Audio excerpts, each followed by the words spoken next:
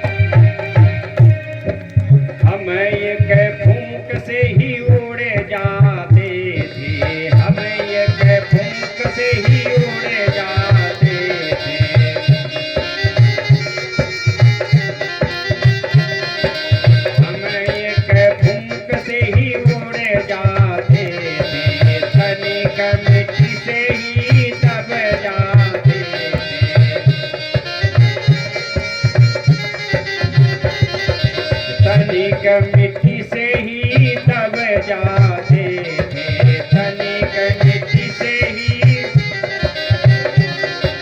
पथिक पहाड़ों से भी अब न दबे तेरे कारण, पथिक पहाड़ों से भी अब न दबे तेरे कारण।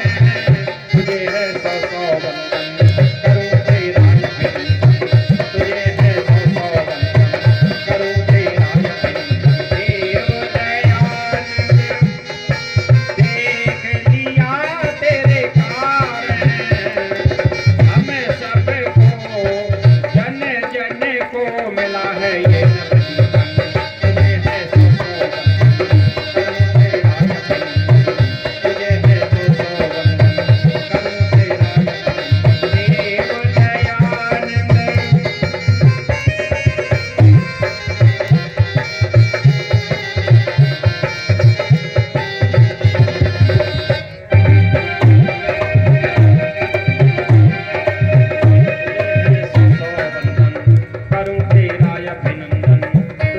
सौ सौ वंदन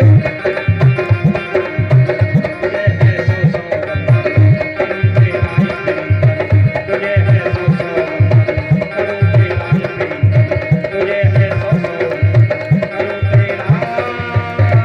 इसलिए वेद कहता है मनुष्य बनो।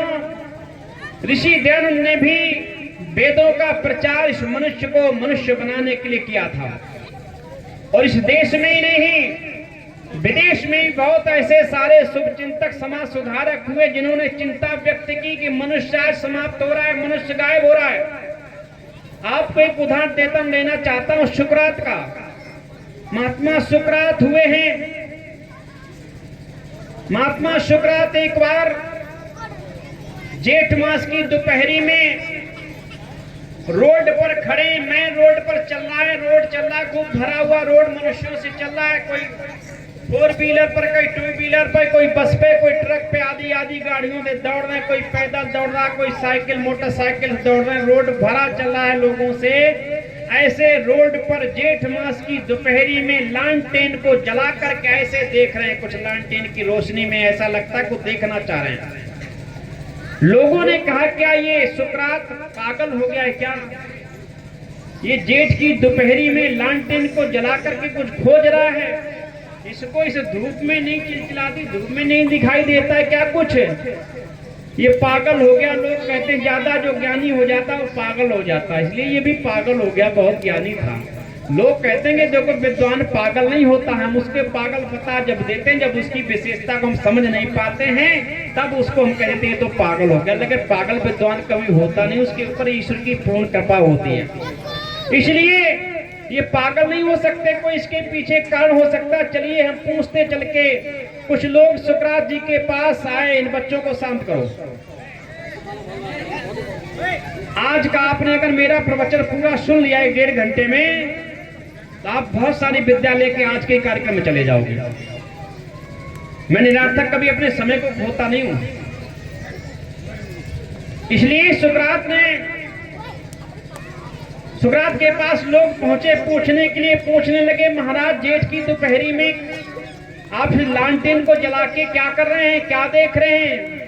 क्या सूर्य की रोशनी में कुछ चीज नहीं दिखाई देती क्या जिसको आप देखना चाहते हैं? बोले कि हाँ, सूर्य की रोशनी में तो कई वर्षों से मैं खोज रहा हूँ, देख रहा हूँ, नहीं दिखाई दे रही है। इसलिए मैंने सोचा है कि जेठ मास की दोपहरी सूर्य का भी प्रकाश पूर्ण प्रकाश में है, हो सकता है इसमें फिर भी दिखाई नहीं दे रहा है, तो कुछ कम पड़ रही हो रोशनी, इसलिए मैंने लालटेन को जला लिया। कुछ रोशनी तो कुछ तो बढ़ी जाए, हो सकता है वो चीज दिख जाए जिसको मैं देखना चाह रहा हूँ। बोले किसको देखना चाह रहे हैं? बोले मैं मनुष्य को देखना चाह रहा हूँ। मनुष्य मेरी दृष्टि से गायब हो गया, मुझे तो लग रहा संसार से ही गायब हो गया है। और ध्यान रखना मेरे भाइयों, कहा कि जब मनुष्य गायब हो जाता है तो संसार में भयंकर तूफान, भयंकर उपद्रव, भयंकर अधर्म की, अन्याय की वृद्धि होती है, अत्याचार की वृद्धि होती है। जब जब मनुष्य गायब हुआ तब तक अन्याय, अत्याचार के, अधर्म की वृद्धि हुई है, तब तक पापाचार बढ़ा है। इसलिए मुझे लग रहा है संसार से मनुष्य गायब हो गया। मैं मनुष्य को कई वर्षों से खोज रहा हूँ, मनुष्य मुझे दिखाई नहीं दे रहा। लोग मुस्कुराए और कहने लगे महाराज कैसी बात आप करते हैं, अरे ये रोड पे भरा हुआ जा रहा, रोड सारा लबालब भरा है, मनुष्यों से ही तो भरा, सारे के सारे मनुष्य तो जा रहे हैं। अरे अपनी गाड़ी में कोई 4 व्हीलर में, कोई बस में, कोई ट्रक में है, कोई ठेला में, कोई 2 व्हीलर, कोई 3 व्हीलर पे, कोई पैदल, ये सारी की सारी भीड़ जा रही, इधर उधर दौड़ रही है, मनुष्य तो हैं। बोले ये एक भी मनुष्य नहीं है, ये एक भी मनुष्य, जिसे तो मनुष्य मान रहे हो, ये मनुष्य के शरीर में है, लेकिन ये मनुष्य एक भी नहीं है। ये सब पशु पक्षी कीड़े मकोड़े दिखाई दे रहे हैं, ये मनुष्य नहीं है। ये सब व्यापारी दिखाई दे रहे हैं, ये सब भूखे पैसे के दिखाई दे रहे हैं, इनमें मनुष्य एक भी नहीं है। बोले कैसी बातें करें, सब मनुष्य हैं। बोले कि आप जाओ पता कर लो जाकर के, नहीं मानते मेरी। लोग वो मुड़े रोड की तरफ गए, कुछ इधर खड़े कुछ उधर खड़े, एक एक को रोक रोक करके पूछने लगे भैया आप कौन है, तो कोई कह डॉक्टर, आप कौन है कि मास्टर, आप कौन कलेक्टर, मिनिस्टर, इंस्पेक्टर, अहीर, गड़िया, गुर्जर, राजपूत, धोबी, धानुक, हिंदू, मुसलमान, सिख, ईसाई आदि आदि, सुबह से शाम तक वो 4-6 लोग पूछते हैं, रोक रोक करके हजारों लोगों को पूछ दिया, लेकिन किसी ने ये नहीं कहा कि मैं मनुष्य हूं। मत्था ठोक के वापस पहुंचे सुकरात के पास, जहां सुकरात बैठे थे। सुकरात ने पूछा बताइए क्या कोई मनुष्य मिला? बोले महाराज कोई भी मनुष्य नहीं मिला।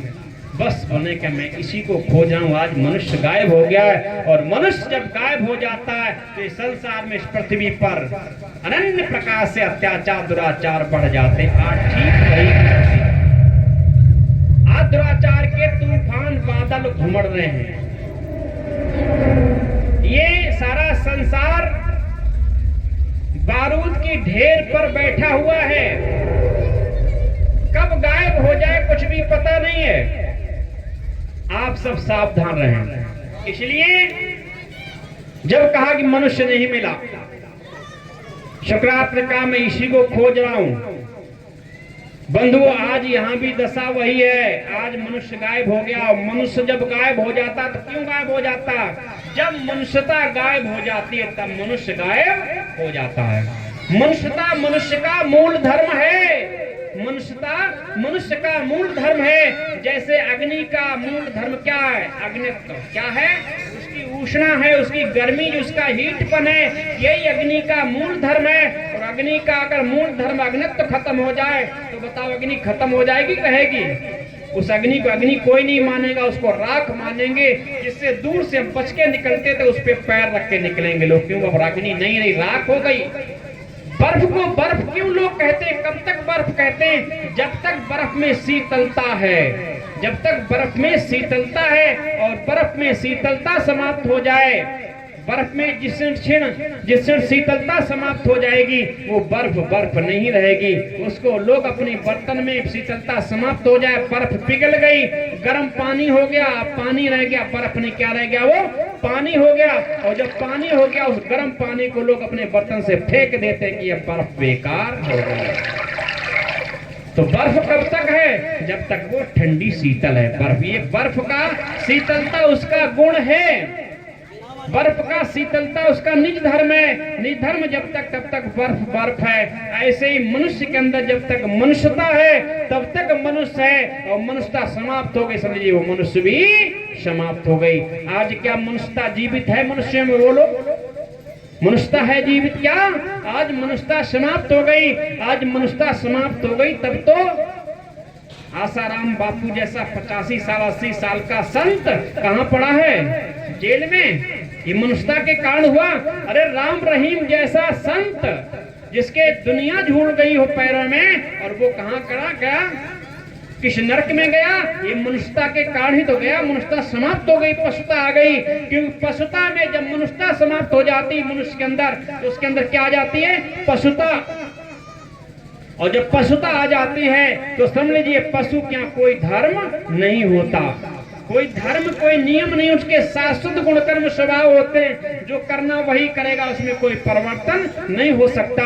ना बा कोई माता है, ना कोई बहन है, ना कोई पिता है, ना कोई बेटा है। नर मादा का संबंध चल रहा। आज यही संबंध हमारे बीचों में तो है, यही संबंध है। बोलो आज सारे आज हमारी बहन बेटियां समय भय लग रहा नहीं लग रहा है? हर जगह लोगों की ऐसी काक दृष्टि हो गई, हमने जिसको अपने घर में बैठाना शुरू किया कल का वही शत्रु साबित होने वाला है, भाई न कुछ हमारे घर में बिगाड़ करने वाला है। आज सारे के सारे संबंध दूषित हो गए, इसलिए ये मनुष्यता समाप्त हो गई। आज दीन दुखियों का स्थान क्या रहा? दीन दुखियों की सेवा नहीं की जा रही है। आज धनवान चाहे दुष्ट क्यों ना सही, हम उसको नतमस्तक करते हैं, अच्छे संत महात्माओं विद्वानों को नतमस्तक नहीं करते। क्या कारण है? हमारी मनुष्यता समाप्त हो गई। हम दीनों को सता रहे, हम दुखियों को सता रहे, हम अपने माता पिता को सता रहे, पत्नी पति को सता रही, पति को सता रही है और पति पत्नी को सता रहा है। जिन संबंधों में मिठास होनी चाहिए थी, जिन संबंधों में तब त्याग होना चाहिए, आज भी वो संबंध भी विच्छेद हो रहे हैं, क्यों? मनुष्यता समाप्त हो गई। सुकरात कहता है कि मनुष्यता समाप्त, मनुष्य समाप्त हो गया, इसलिए मनुष्य को ढूंढना चाहता हूँ। ऐ मेरे भाइयों, मनुष्य की खोज करो, यदि मनुष्य कहीं मिले तो उसकी वृद्धि करो, उसके परिवार की वृद्धि करोगे तो ही मनुष्य बढ़ेगा, और मनुष्य जब बढ़ेगी तो मनुष्यता बढ़ेगी, मनुष्यता जब बढ़ेगी तभी संसार में शांति की, सुख की स्थापना हो सकती है। और समाज भी मेरे भाई बहनों यही करना चाहता है कि मनुष्य के अंदर मनुष्यता लाना चाहता है। ये मनुष्य सच्चे अच्छे मनुष्य बन जाए, और मनुष्य बनने का सबसे बड़ा टॉनिक क्या है? अपने विषय को लौटता, आज का विषय क्या है? ईश्वर विषय है। सबसे बड़ा टॉनिक है मनुष्य को मनुष्य रखने का, मनुष्य को मनुष्य बनाने का, केवल दो विषय, धर्म और ईश्वर। मनुष्य ये धर्म को जान जाए कि धर्म क्या है, और मनुष्य ये ईश्वर को जान जाए कि ईश्वर क्या है, बस ये दो विषय का अगर इसे बोध हो जाए तो मनुष्य मनुष्य बन जाएगा, और मनुष्य मनुष्य बना रहेगा, बल्कि बना नहीं रहेगा, मनुष्य से देवता बन जाएगा। और ध्यान रखना, जब देवता आप बनोगे तभी आप उस महादेव से मिल सकोगे, बिना देवता बने मिल नहीं सकते। मनुष्य की 3 श्रेणियां हैं, ये मनुष्य ही देवता बनता है और ये मनुष्य ही राक्षस बनता है। ना कोई देवता दूसरा स्वरूप लेके आता है और ना कोई राक्षस स्वरूप लेके आता है। गुण कर्म स्वभाव से ये मनुष्य ही राक्षस बन जाता है, और गुण कर्म स्वभाव उठने से, श्रेष्ठ बनने से ये देवता बन जाता है। आप जब देवता बनेंगे तभी आपको वो महादेव परमपिता परमात्मा मिल सकेगा। कहां? आपके अंदर। जब आप देवता बनोगे तो दिव्यता आपके अंदर आएगी, आपके अंदर से सारे दुर्गुण दुर्व्यसन दूर हो जाएंगे। ये आपका ब्रह्म मंदिर बन जाएगा, जिसको आज के मनुष्य ने शमशान बना रखा है, जिसको आज के मनुष्य ने कूड़ादान बना रखा है, जिसको आज के मनुष्य ने क्या बना रखा है? शराबालय बना रखा है, मंदिरालय बना रखा है। इसको फिर मंदिरालय नहीं बना सकोगे अगर आपको समझ में आ गया ईश्वर इसी में रहता है और वो मेरा परमात्मा इसी मिलेगा। इसलिए 2 विषय आवश्यक हैं। ईश्वर, ध्यान रखना, ईश्वर को हम सब लोग मानते हैं, मानते नहीं मानते? इतने लोग बैठे, सभी लोग ईश्वर को मानते नहीं मानते? हाथ उठा के थोड़ा संकेत करें। सारे लोग ईश्वर को मानते हैं। अब तो कहीं कहीं ना मानने वाले पैदा हो गए, नास्तिक भी, जो ईश्वर को मानते नहीं, लेकिन अधिकांश अभी भी लोग ईश्वर को मानते हैं। अच्छा, दूसरी मैं बताता हूँ, क्या ईश्वर को आप लोग जानते हो? मानते तो सारे हैं, लेकिन जानते कितने लोग हैं? जिन्होंने अभी तक ईश्वर को जाना हो, देखा हो, पहचाना हो, वो लोग हाथ उठाए कि ईश्वर को हम जानते हैं। नहीं किसी के हाथ उठे। ईश्वर को ये बड़ी विडंबना है कि ईश्वर को हम मानते सब हैं लेकिन जानते नहीं। और जबकि कायदा में क्या होना चाहिए था? पहले जानना चाहिए था, तब मानना चाहिए था। हमें किसी वस्तु को पहले जान लेना चाहिए, तब उसको मानना चाहिए। और यदि बिना माने ही, बिना जाने मान लोगे तो क्या हो जाएगा? माता सीता ने रावण को जाना नहीं था कि रावण ये नकली साधु है कि असली साधु है। उसने रावण में बना हुआ साधु मान लिया था, केवल जाना नहीं था ये साधु है। और साधु के कारण वो आई, उसको भिक्षा दी उसने, और जाकर उसने उसको बंधक बना लिया, ले गया लंका में। यदि वो उसको जान लेते कि नकली साधु है, असली साधु नहीं, तो उसके चंगुल में ना फंसती, इतना बड़ा युद्ध ना होता। इसलिए बिना जाने ही उसने मान लिया था साधु है ये। ऐसे ही हमने ईश्वर को जाना नहीं, मान लिया है, जबकि जानना चाहिए, तब मानना चाहिए कि ईश्वर है क्या चीज। आज यही कारण है क्या दशा है कि हमने जान तो लिया है, आपने भी मान लिया है, ईसाइयों ने भी मान लिया, सिखों ने भी ईश्वर मान लिया, मुस्लिमों ने भी ईश्वर मान लिया कि ईश्वर है। किसी ने अल्लाह मान लिया, किसी ने गॉड मान लिया, किसी ने राम मान लिया, किसी ने श्याम मान लिया, किसी ने कुछ, लेकिन ईश्वर को जाना नहीं। अगर जान लेते मेरे भाइयों तो 2500 वर्षों में ईश्वर के नाम पर 5000 से अधिक युद्ध हो चुके हैं। कितने युद्ध? 5000 से अधिक, और लाखों की संख्या में लोगों का नरसंहार हुआ है, लाखों की संख्या में।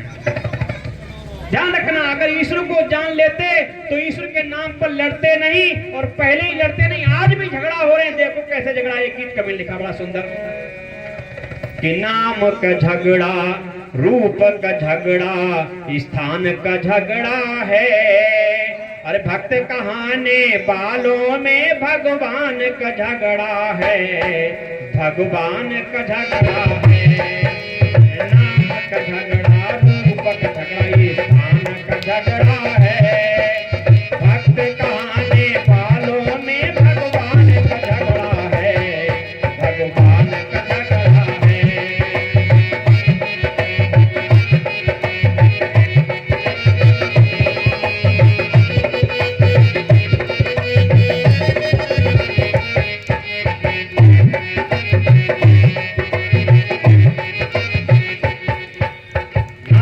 झगड़ा, रूप का झगड़ा, ये स्थान का झगड़ा है। भक्त कहाने बालों में भगवान का झगड़ा है, भगवान का झगड़ा है।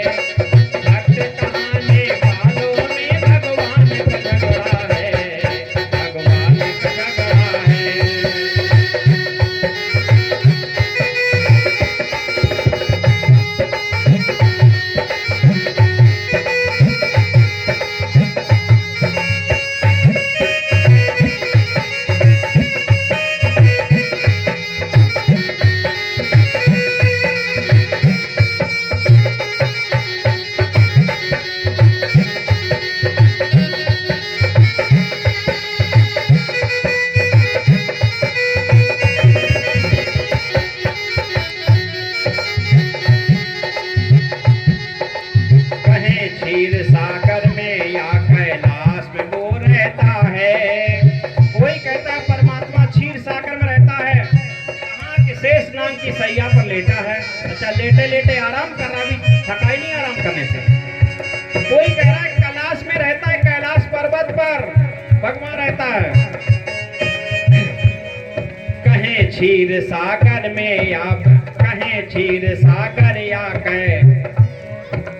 कहें क्षीर सागर में या कैलाश में वो रहता है। कोई कहे वैकुंठ धाम में परमेश्वर रहता है, कोई कहे वैकुंठ धाम में परमेश्वर रहता है। कहीं 7 में और 8 में आसमान का झगड़ा है, कहीं 7 में और चौथे आसमान का झगड़ा है। भक्त कहाने बालों में भगवान का झगड़ा है, भगवान का झगड़ा है। नाम का झगड़ा, रूप का झगड़ा, ये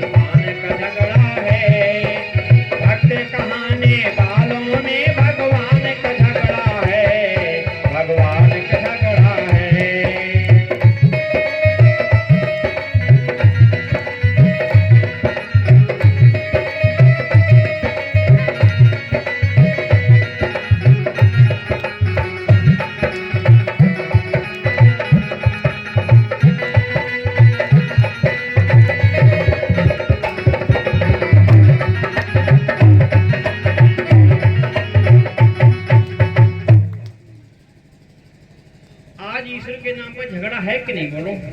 अगर ईश्वर के नाम पर ना झगड़ा हो तो मस्जिद तोड़ी जाए, मंदिर तोड़े जाए क्या बोलो?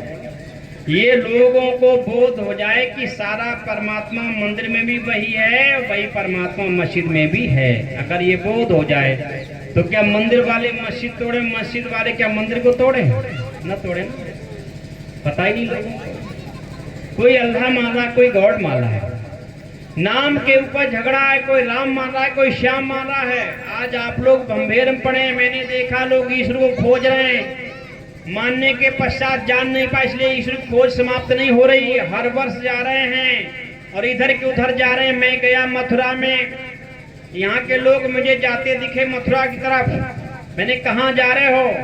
कि भगवान के दर्शन करने के लिए। जब मथुरा में पहुंचा तो मथुरा वाले भी कुछ झोरी झंडा बांधे आगे के लिए तैयारी कर रहे हैं। कहाँ जा रहे हो भाई? क्या अयोध्या धाम जा रहा हूँ। कहाँ के? भगवान के दर्शन करने के लिए। मथुरा वालों को मथुरा में दर्शन नहीं हुए, वो अयोध्या जा रहे हैं। अयोध्या पहुंच के देखा तो अयोध्या से भी एक टोला जा रहा है आगे की तरफ। कहाँ जा रहे हो भाई? आप कहाँ रहने वाले? मैं अयोध्या में रहता हूँ। कहाँ जा रहे हो? कि काशी जा रहा हूँ। क्यों? कि भगवान के दर्शन करने के लिए। उनको भगवान के दर्शन वहां नहीं मिले।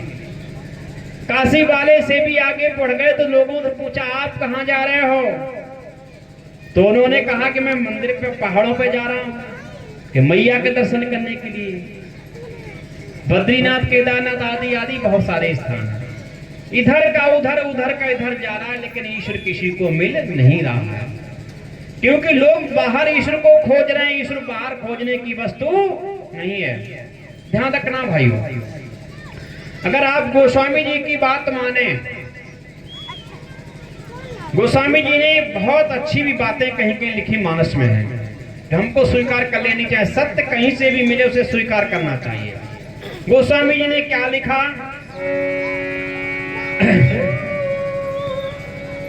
कि हरि विदेश काल दिशि विदिशि माही, और कहो कहाँ है जहाँ प्रभु नाही।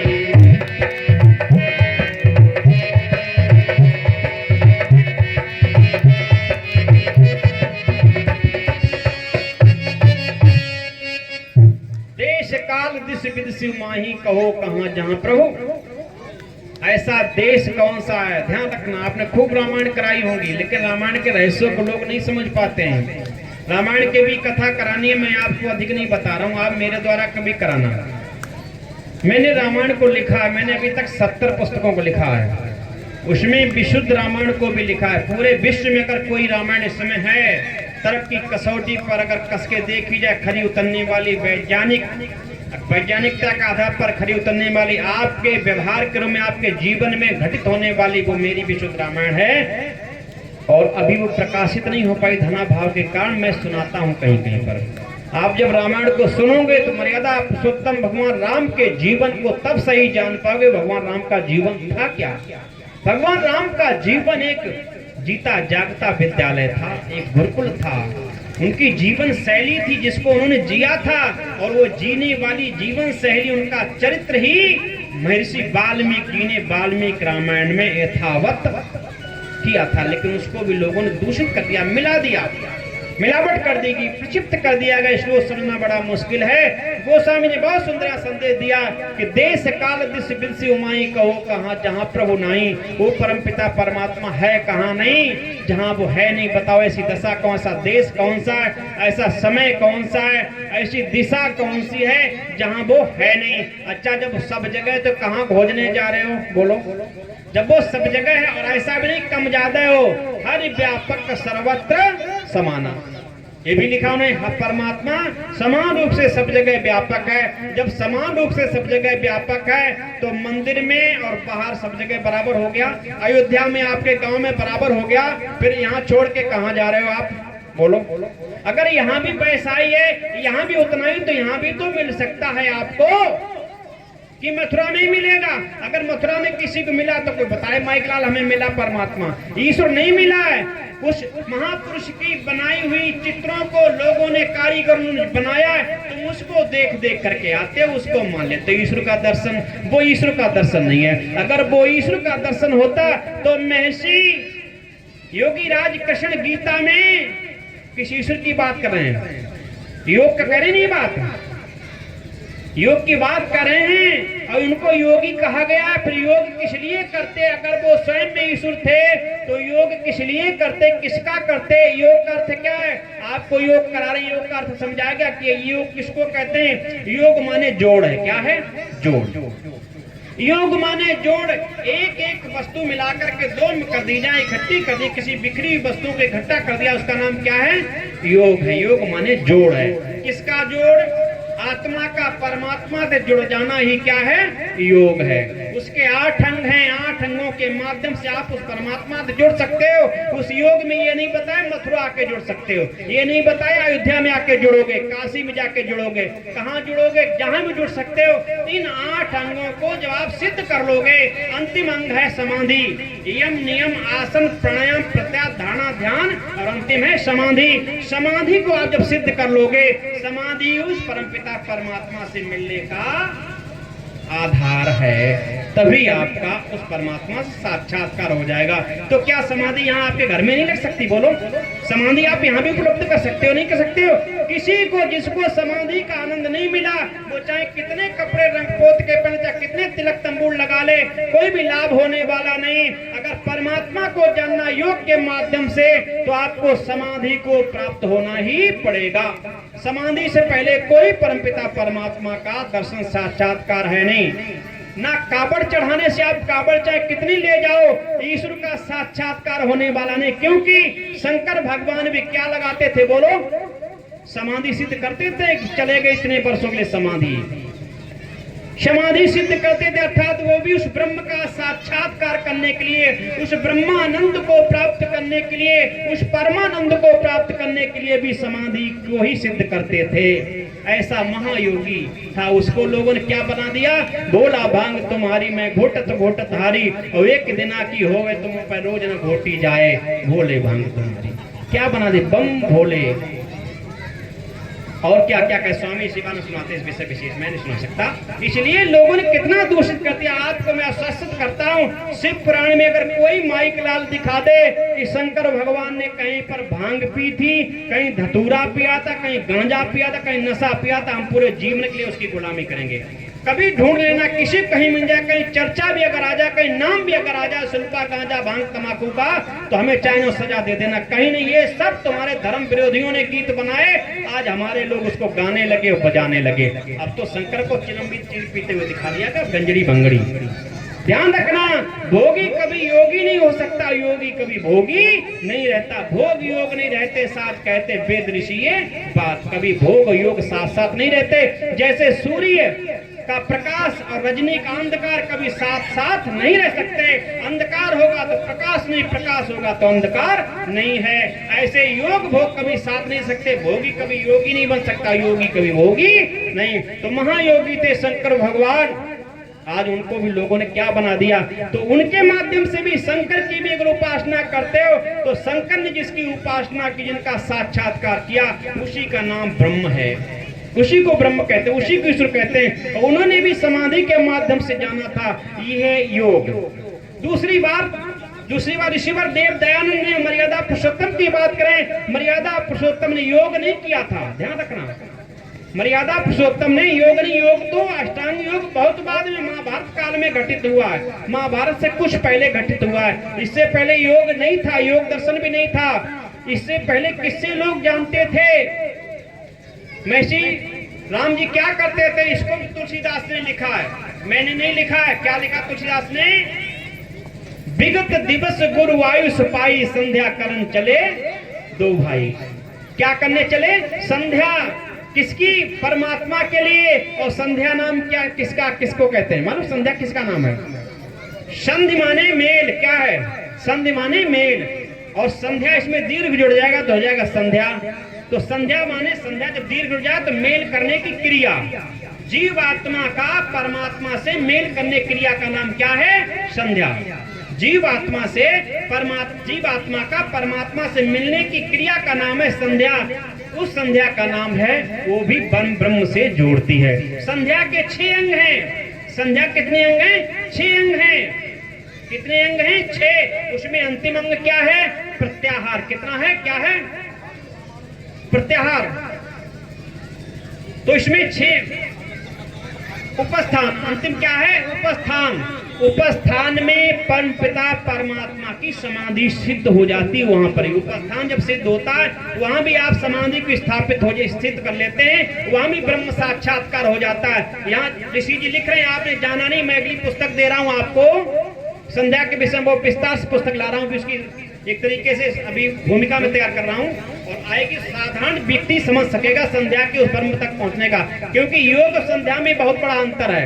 योग जो अष्टांग योग है वो क्लिष्ट योग है, हर व्यक्ति नहीं कर सकता। उसके लिए पूर्ण ब्रह्मचर्य होना चाहिए, पूर्ण बलवान, पूर्ण जितेंद्रिय होना चाहिए। संध्या को व्यक्ति चाहे जैसा, उसका केवल मस्तिष्क स्वस्थ है, पूरा शरीर विकलांग है, पूरा शरीर निर्बल निर्धन है, निरोग है, रोगी है, किसी प्रकार का पढ़ा लिखा नहीं है, संध्या को वो भी कर सकता है अगर शरीर उसका स्वस्थ है। चाहे कितने बड़े आप बिजी हो, संध्या को वो भी कर सकता है, उपस्थान को करके ब्रह्म को पा सकता है। तो उपस्थान में ईश्वर लिख रहे, चित्रम देवानाम मुदगादनीकम चक्ष मित्र श्रवणासाग्नि आपा धावा पृथ्वी अंतरिक्षं स्वाहा। वो परमपिता परमात्मा चित्रम देवानाम जब आपके हृदय में प्रकाशित होता है, इससे पहले क्या आपको देवता, देवानाम, आपको देवता मान ले, आपके अंदर देवत्व उपस्थित हो जाता है, आपके उसके जैसे गुणकर्म स्वभाव आपके जब बन जाते हैं, परमात्मा दयालु, आप भी दयालु हो जाते हैं, परमात्मा परोपकारी, आप भी परोपकारी हो जाते हैं, परमात्मा ज्ञानी, आप भी ज्ञानी हो जाते हैं, परमात्मा छुआछूत भेदभाव से रहित, आप भी वैसे ही बन जाते हैं। जब बहुत सारे ईश्वर के गुण आप धारण कर लेते हैं, तो ईश्वर आपको देवता स्वीकार कर लेता है।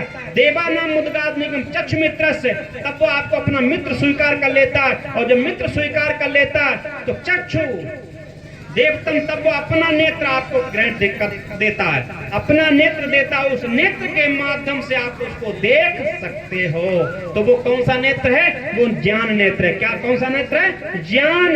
जब आपको ब्रह्म ज्ञान पहले होता है और तब ब्रह्म का आपको बोध होता है, उस ब्रह्म ज्ञान से ही ब्रह्म बोध होता है। इसलिए ब्रह्म नेत्र प्राप्त करने की कोशिश करें। तो संध्या के माध्यम से भी ब्रह्म नेत्र प्राप्त होता है, और अष्टांग योग के माध्यम से भी। यही 2 मार्ग है परमात्मा से मिलने के, संध्या योग या अष्टांग योग। संध्या योग राम ने किया था, संध्या योग महर्षि दयानंद ने किया था। महर्षि दयानंद ने अपने ग्रंथों में संध्या की वकालत की, अष्टांग योग की वकालत नहीं की थी। वो क्लिष्ट योग है, हर व्यक्ति नहीं कर सकता। लेकिन आज बड़ी विडंबना की बात है, आज समाज के मंच पर भी संध्या की बात नहीं की जाती है, वहां भी अष्टांग योग करो। और योग को लोगों ने केवल कला करना, हाथ पैर चलाना योग समझ लिया। ये योग नहीं है, ये योग नहीं है। अगर लगेगा तो योग पर भी विचार करूंगा। इसलिए हमने परमात्मा को जाना नहीं, हम कहां भाग गए। तुलसीदास क्या बात है, हर व्यापक सर्वत्र समाना। परम पिता परमात्मा समान रूप से सब जगह व्यापक है। आपको देखने की दृष्टि आपके पास होनी चाहिए,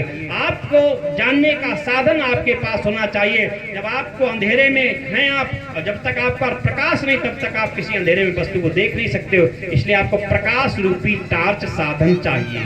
वो प्रकाश रूपी साधन संध्या है, उपासना उस परमपिता परमात्मा की करो, तब जानोगे। तो आपको कहीं बाहर नहीं, अगर कोई बाहर खोजने जा रहा है तो ऐसे ही समझ लीजिए जैसे जल में मछली पड़ी हुई है। जैसे जल में मछली है और मछली जल को खोज रही है, मछली जल में ही है, जल को खोज रही है, सागर को खोज रही है। किसी मछली रानी से पूछ रही, मछली रानी मुझे बताओ जल कहाँ मिलेगा, सागर कहाँ मिलेगा, मैं जल को प्राप्त करना चाहती हूँ। मछली रानी मुस्कुरा रही है, उसके अबोध पर, उसके अज्ञानता पर, इसके अंदर अबोध सवार हो गया है। और इसको ये पगली को पता नहीं, जहां तू रह रही वही जल है, जल ही तेरा जीवन है। जल से दूर हो जाएगी तो मृत्यु को प्राप्त कर जाएगी। अब तू जल में रहकर के जल को खोजेगी तो जल से जल को पाएगी नहीं, जल को खोएगी, जल के बाहर ही तो निकलेगी फिर। इसलिए व्यक्ति, मनुष्य ये ईश्वर को खोज रहा है। खोजने का मतलब आप ईश्वर को खो रहे हैं, आप पाने की तरफ नहीं जा रहे हैं, आप उसको खोने की तरफ जा रहे हैं। इसलिए परमात्मा को पाना नहीं, आप पाए हुए हैं, हमेशा हमेशा से जन्म जन्मांतरों से ऐसी कोई वस्तु और दूसरी नहीं संसार में जो हमेशा अंग संग आपके रहे। इस जन्म में भी आपके साथ वो है और इसलिए पीछे जन्म भी कई हुए होंगे तब भी वो आपके साथ रहा। कीड़े मकोड़े कुछ भी बने होंगे, ईश्वर आपके साथ रहा होगा। क्योंकि मैं कह रहा हूं ये शरीर की आत्मा क्या है, बोलो, इस शरीर की आत्मा क्या है? इस शरीर को जो चला रहा वही तो आत्मा इसकी है। जब तक इस शरीर के अंदर आत्मा तब तक शरीर जीवित रहता नहीं रहता, ये कमरत हो जाता जब जीव आत्मा निकल जाता। इसलिए शरीर की आत्मा जीव आत्मा है और जीव आत्मा की भी आत्मा परमात्मा है। इस शरीर को जीव आत्मा छोड़ देता है इसलिए मृत हो जाता है और जीव आत्मा को परमात्मा कभी छोड़ता नहीं है, इसलिए कभी मरता नहीं है। शरीर को धारण करता है, मरता कभी नहीं है। वो अजर अमर है, हमारा परम पिता परमात्मा अजर अमर है, ऐसे जीव आत्मा भी अजर अमर है। उसी की अजरता अमरता उसी की प्राप्ति जीव आत्मा को है, इसलिए अजर अमर है। ये भी अनादि है और ईश्वर भी हमारा अनादि है। इसलिए ध्यान रखना, ईश्वर कभी इस आत्मा को छोड़ता ही नहीं है। आप इससे अगले जन्मों में भी जाएंगे तब भी वो आपके साथ रहेगा, हमेशा साथ है। तो जानने की क्या जरूरत है, बस उसको महसूस करने की आवश्यकता है। आप महसूस कैसे करेंगे? आंखों से नहीं वो परमात्मा दिखेगा। गो गोचर जहां लग मन जाई वहां तक माया जानो भाई। जहां तक आपकी इंद्रियां जान सकती हैं, आंखें जान सकती हैं, वहां तक माया है, प्रकृति है, ब्रह्म नहीं है। इन आंखों से देखोगे सब प्रकृति का साधन है, प्रकृति का भी विकृति रूप है। ये मूल प्रकृति नहीं, इसका विकृति रूप है। और इस हाथों से जहां तक छुओगे वो सब माया का रूप है। आंखों से नासिका से सूंघोगे वो भी उसका विषय है। आप कानों से सुनोगे वो भी सब विषय उसी का है। पैरों से जहां तक चलोगे वो सब माया तक नहीं चल सकोगे। इसलिए गो गोचर जहां लग मन जाए, जहां तक इंद्रियों की मन की पहुंचे वहां तक माया है। आप बताओ, मूर्ति को आंखों से देखते हैं कि नहीं देखते? और आंख जहां तक देख सकेगी तो माया के ही प्रकृति के, क्योंकि माया के इस प्रकृति संसार के 5 विषय हैं, शब्द रूप रस स्पर्श गंध और रस। इन महातत्वों के विषय आकाश पृथ्वी जल अग्नि वायु, इनके 5 विषय। इन 5 विषय की इंद्रियां 5 हैं आपकी, आंख, त्वचा, जिह्वा, कान और नासिका, ये ज्ञान इंद्रियां हैं। तो इन 5 ज्ञान इंद्रियों को 5 विषयों का बोध होता है। जैसे नासिका को बोध होता है गंध दुर्गंध का, और ये विषय किसका है? गंध दुर्गंध किसका विषय? पृथ्वी तत्व का विषय है। ये नासिका से। आंख को बोध होता है प्रकाश का, दृश्य का, ये किसका विषय है? ये अग्नि तत्व का विषय है। आपको कानों का ज्ञान होता है शब्द का, और शब्द किसका विषय? आकाश का। आपको जो है जिह्वा का विषय रस है, रसना इसका विषय रस है। रस किसका विषय है? जल तत्व का। आपका स्पर्श विषय है, स्पर्श की इंद्री क्या है? स्पर्श विषय किसका है? वायु का। और इसकी इंद्री क्या? त्वचा है। ये 5 प्रकार की ज्ञान इंद्रियां हैं। ये 5 विषय किसके? पंचमहाभूतों की प्रकृति के मूल तत्व हैं, इन्हीं का ज्ञान होता है। परमात्मा इन पंचभूतों से अलग है, ये उसके द्वारा बनाए गए हैं, ना कि वो बना है। जैसे इतना ही अंतर है, जैसे किसी कुंभकार ने, किसी कुम्हार ने बर्तनों को बनाया, मिट्टी के बहुत सारे बर्तनों को बनाया, कुल्हड़ को, मटके को, घड़े को, विभिन्न प्रकार के बनाए। अब कोई व्यक्ति अज्ञान में उन बर्तनों को ही कुम्हार समझने लगे, उन बर्तनों को ही कुम्हार समझने लगे कि ये कुल्हड़ ही कुम्हार है, और उस कुल्हड़ के आगे हाथ जोड़ के प्रार्थना करे, कुल्हड़ महाराज मेरे लिए घड़ा बना दो। तो क्या कुल्हड़ बना सकेगा? बोलो ना ना, कि वो तो खुद बना किसी के द्वारा, वो तो जड़ है, कुछ नहीं है, वो तो बनाया गया किसी के द्वारा है, इसलिए वो खुद नहीं बना सकता। आज लोग कुल्हड़ को समझने लगे कुम्हार। ऐसे ही संसार में जितनी वस्तुएं बनी हुई हैं, ये प्रकृति रूपी तत्व से परमपिता परमात्मा ने बनाई है। इनका कुंभकार कौन है? भाई ईश्वर है। आप उसके बनाए हुए वस्तुओं को ईश्वर समझने लगे हो, तो ऐसे ही समझ जैसे कुंभकार को आपने छोड़ करके घड़े को ईश्वर समझ लिया। इतना ही अंतर है। इसलिए वो परमपिता परमात्मा रचना में आता नहीं, जैसे कुम्हार स्वयं रचना में स्वयं नहीं आता, बनाता है, रचना करता है, लेकिन रचना में आता नहीं। ऐसे ही परमपिता परमात्मा रचना में आता नहीं, वो रचनाकार है। ये सृष्टि रचैया प्रभु तुम्हारी, सृष्टि निराली। एक गीत थोड़ा सुनाता हूँ। हे सृष्टि रचैया प्रभु तुम्हारी, सृष्टि निराली है, और दिन की अनुपम छटा निशा काली उजियाली है।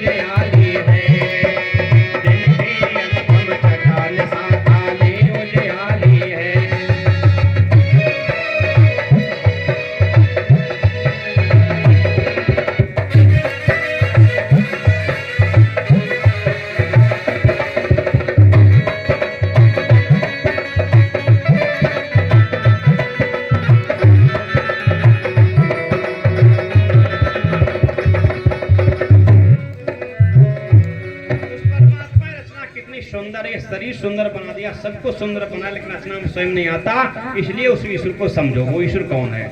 ऋषिवर देव दयानंद उस ईश्वर की परिभाषा करते हैं। आर्य समाज के दूसरे नियम में उन्होंने 24 विशेषण बतलाए हैं वेदों के माध्यम से।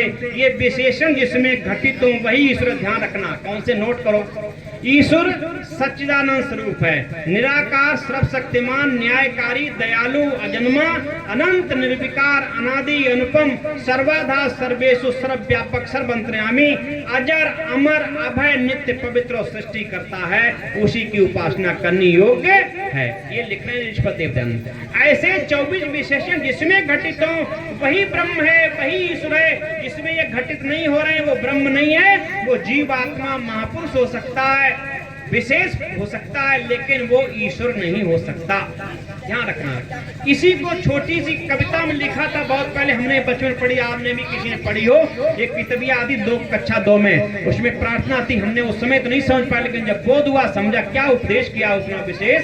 वो लिखता है कभी, जिसने सूर्य चांद बनाया, जिसने चिड़ियों को चहकाया, जिसने फूलों को महकाया, जिसने सारा जगत बनाया, हम उस ईश्वर का गुणगान उसे प्रेम से शीश झुकाएं। ऐसा विज्ञान रचने वाला, क्या कोई जन्म लेकर के आने वाला महापुरुष से पहले ये संसार नहीं था? बोलो क्या? क्या सूर्य पहले नहीं था? क्या ये पृथ्वी पहले नहीं थी? चांद, सितारे, सौर मंडल आदि आदि पहले नहीं थे? अरे पहले भी थे, इसलिए वो पहले। और जब ध्यान रखना, जब सूर्य जैसा आग का पिंड, इतना विशाल आग का गोला जिसने बना दिया, उस अग्नि में बैठ करके बनाया होगा, उसमें जो है उपस्थित होकर बनाया होगा, इतना विशाल अग्नि के गोले को जिसने रच दिया है, तो उसको और कौन सा कार्य रह गया जो नहीं कर सकता बिना जन्म लिए? छोटे छोटे कार्यों को रावण आदि, दुर्योधन आदि, कंस आदि को मारने के लिए उसको क्या अवतार लेना पड़ेगा? नहीं, अवतार लेने की आवश्यकता नहीं। अरे वो बिना करने से हो जाता, इच्छा मात्र से, ईक्षण इच्छा के माध्यम से संसार क्रियान्वित हो जाता है और संसार प्रलय में भी बदल जाता है। उसको करने की आवश्यकता नहीं। यदि वो स्वयं करने लग जाए, जैसे हम आप कार्य करते हैं, ऐसे कार्य करने लग जाएगा तो वो ऐश्वर्यवान नहीं कहलाएगा। और जब ऐश्वर्यवान नहीं हुआ तो इसको ईश्वर भी हम नहीं कह सकते, बल्कि ईश्वर नहीं, परमेश्वर कहते हैं। परमेश्वरवान है, इसलिए उसको करना नहीं, उसकी इच्छा इच्छा के माध्यम सब कुछ हो जाता। उस ब्रह्म को जानो जो तीनों कालों में रहता है, भूत, भविष्य, वर्तमान, तीनों कालों में रहने वाला। देश काल दिश, ऐसा देश कौन से, काल कौन सा, इस समय है नहीं। इसलिए उस परमपिता को, परमात्मा को जानो। आज लोगों ने क्या किया, अपने गीत को पूरा करता हूं कि कहें क्षीर सागर में या कैलाश में वो रहता है, कहें क्षीर सागर में या कैलाश में वो रहता है, कोई कहे वैकुंठ धाम में परमेश्वर रहता है, कोई कहे वैकुंठ धाम में परमेश्वर रहता है। कहीं साथ में और चौथे, कहीं साथ में और चौथे, आसमान का झगड़ा है। कहाने वालों में भगवान का झगड़ा है, नाम का झगड़ा, रूप का झगड़ा, स्थान का झगड़ा है। भक्त कहाने वालों में भगवान का झगड़ा है।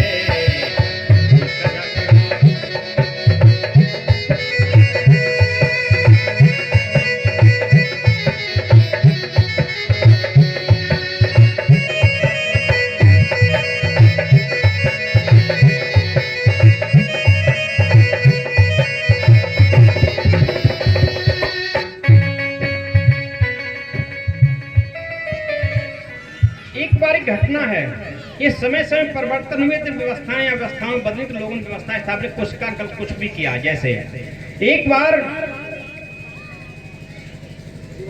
एक जगह से बहस चल रही थी कि हमारा ईश्वर विशेष है। मुसलमानों ने प्रचार किया कि हमारा अल्लाह 7वें आसमान पर रहता है, हमारा अल्लाह 7वें आसमान पे रहता है। ऐ दुनिया के लोगों, हिंदुओं का तो भगवान पता ही नहीं, आर्यों का भगवान कहाँ रहता है, वो तो निराकार कहते हैं, उसका कुछ पता ही नहीं, आता पता नहीं है। हमारा अल्लाह जो है 7वें आसमान पे रहता। आ जाओ आप सब लोग। और हमारा अल्लाह अपने पैगंबर को भेजता है फरिश्ते को भेजता है अपने बंदों की खबर लेने देने के लिए। इसलिए अपने दुख दर्द की बात कहो आकर के, पैगंबर करीम मोहम्मद साहब आए हुए संसार में, आप आइए उनसे अपने दुख की बात करिए, वो जाकर के तुम्हारी बात को अल्लाह तक पहुंचाएंगे, आपकी सूचना आपके अल्लाह को मिल जाएगी। आओ, हिंदू से लोग मुसलमान बनने लगे कि वास्तविक हिंदुओं का तो पता ही नहीं, आता पता नहीं है, इनका तो आसमान सातवें आसमान पे अल्लाह गया है और अपने फरिश्ते को भेजता है, फरिश्ता आया हुआ है मोहम्मद साहब के रूप में, लोग मुसलमान बनने लगे। किसी ने प्रश्न कर दिया मुस्लिम के लोगों से, ये बताओ तुम्हारा सातवें आसमान पर अल्लाह बैठा काहे पर है? बोले तख्त ताज पर। बोले तख्त ताज किस पर है? कि 4 फरिश्तों के कंधे पर। तो फिर कर दिया किसी यार समाजी ने, बोला कि अच्छा तख्त ताज पर अल्लाह के हाँ, और तख्त ताज कहाँ है? कि 4 फरिश्तों के कंधे पर। तो बोले तख्त पहले बना के अल्लाह, तख्त पहले बना कि अल्लाह तुम्हारा पहले बना? बताता क्या बताए, कोई उत्तर नहीं। तख्त पहले बना तो फिर अल्लाह से भी बनाने वाला कोई पहले विशेष पैदा होगा, और अल्लाह पहले बना तख्त बाद में, तो अल्लाह को बनवाना पड़ा, तो कैसा अल्लाह? इसलिए जवाब नहीं, लोगों ने गप्पा लगाया, गप्पा नहीं लगा पाए, लोग मुसलमान ना समझ लोग मुसलमान बनने लगे। ईसाई धर्म की उत्पत्ति ईसाइयों ने भी सोचा हमने अपनी भीड़ बढ़ानी है, तो उन्होंने कहा भाई इनका हिंदुओं का तो पता ही नहीं ईश्वर कहाँ है, और मुसलमानों का अल्लाह सातवें आसमान पर है, उनका फरिश्ता आता है तब बंदे आपकी खबर ले जाएगा अपने बंदों की। लेकिन आप चिंता मत करो, गॉड चौथे आसमान पर, हमारा भगवान हमारा गॉड चौथे आसमान पर है, बहुत नीचे आ गया है, 7 से चौथे नीचे, चौथे पे आ गया है, और इनका अल्लाह अपने फरिश्तों को भेजता है। ध्यान रखना, इनके फरिश्ते जो काम करेंगे वो ठीक काम नहीं हो सकता, नौकर तो नौकर सही, और हमारा गॉड तो अपने बेटे को भेज रखा है, उसने अपने बेटे को, ईसा मसीह उसके बेटे हैं, और बेटा आया जमीन पर अपने पिता के बंदों की सूचना लेने देने के लिए, सुख दुख देने लेने के लिए। इसलिए आप आइए, बेटा जो अपने पिता का काम करेगा वो नौकर नहीं करेगा, और अपने पिता के पास पहुंचाएगा सूचना, आपकी सुख दुख की खबर लेगा। इसलिए आओ, तो लोग ईसाई बनने लगे। हिंदुओं ने भी सोचा, हमारे महापुरुषों ने भी सोचा हमारी दुकान तो खाली हो रही, हमारे सारे लोग बट रहे कहीं इधर कहीं उधर, हमें भी कुछ करना चाहिए, नहले पे तैला लगाना चाहिए। तो हमारे लोगों ने भी विचार किया कि हमें भी ऐसे काम में निराकार भगवान की चर्चा करते रहेंगे तो लोगों के समझ में नहीं आएगा, इसलिए हमें भी उनको रोकना चाहिए, क्योंकि इलाज डॉक्टर वही है जो इलाज करे। उन्होंने कहा कि भाइयों कहीं भागने की जरूरत नहीं है, इनका तो 7वें आसमान पर, इनका चौथे आसमान पर। पहले तो इनसे ये पूछ लो, आसमान एक है कि 10-20 हैं? आकाश एक है कि 10-20 हैं? और आकाश भी नाम खाली स्थान का है कि वो तत्व नहीं कोई है, वो तो खाली स्थान का नाम आकाश है। और ये कहते हैं आकाश में परमात्मा, चौथे 5वें आकाश में कोई चौथा 5वां आकाश नहीं, झूठ बोल रहे हैं।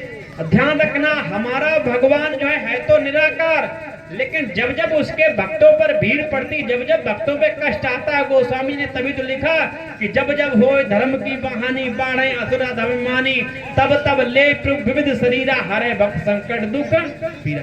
जब जब संकट आता है उसके भक्तों पर, तब परमात्मा अपने आप अवतार लेता है और अपने बंदों की सारे दुख दरिद्रों को दूर करता है। अरे भगवान का अवतार हो चुका है, कहाँ? कृष्ण आए तो कृष्ण के जमाने में बताया, राम आए तो राम के जमाने में बताया। ऐसे एक अवतार नहीं, 24 अवतार भगवान को बीच बीच में लिए। भगवान हमारे भगवान अवतार लेते ही रहते हैं। तो अवतार की बात करके लोगों ने फिर अपने लोगों को शांत किया। भगवान स्वयं आपकी बात सुनने के लिए आए हैं, आप अपनी बात स्वयं कहिए, स्वयं निराकरण करेंगे। ये हमारे यहाँ नहले पे दैला था, परंतु सत्य ये कुछ भी नहीं है। ना चौथा आसमान सत्य है, ना 7वां सत्य है, ना ये जब जब धर्म हानि होने वाली सत्य है। परमात्मा अजर अमर नित्य पवित्र है, वो कभी भी अवतार नहीं लेता है, सर्वत्र समान है, हर जगह हमेशा रहता है। इसलिए उस परमात्मा को जानने की कोशिश करो। आगे थोड़ा एक पद और, ईश्वर का बेटा आए या पैगंबर भिजवाए, ईश्वर का बेटा आए या पैगंबर भिजवाए, कोई कहे ईश्वर लेकर अवतार यहाँ खुद आए, कोई कहे ईश्वर लेकर अवतार यहाँ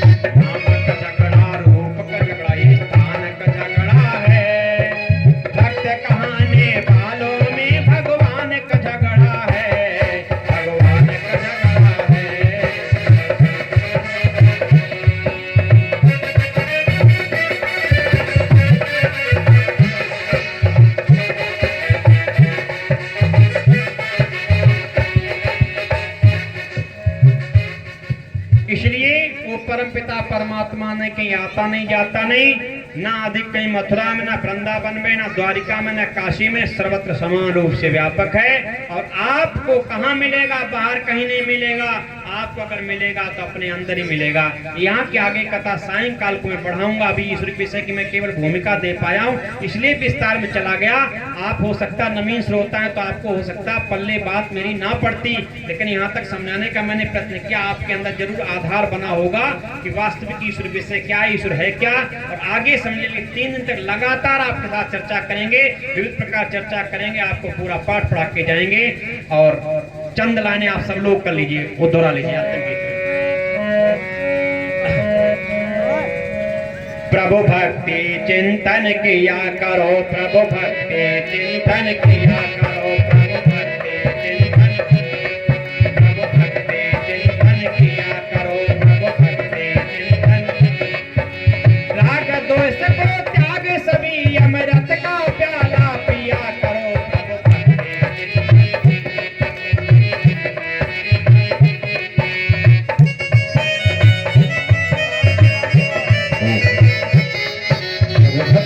चिंतन किया करो, प्रभु भक्ति चिंतन किया करो, प्रभु भक्ति त्याग सभी अमृत का प्याला पिया करो, प्रभु भक्ति चिंतन किया करो, प्रभु भक्ति चिंतन किया करो, प्रभु भक्ति चिंतन, प्रभु भक्ति चिंतन, प्रभु भक्ति चिंतन, प्रभु भक्ति चिंतन, प्रभु भक्ति चिंतन।